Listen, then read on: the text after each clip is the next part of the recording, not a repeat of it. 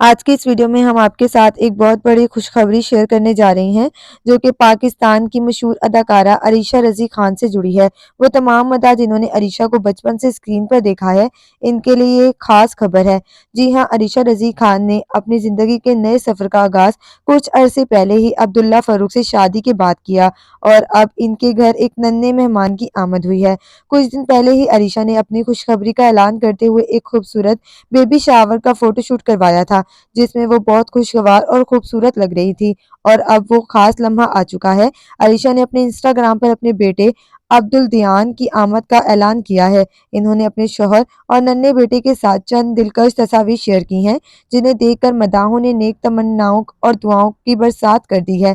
मदाहों ने तबसरे में इन्हें दुआएं दी और नन्हे अब्दुल दियान के लिए सेहत और खुशियों भरी जिंदगी की दुआ भी की।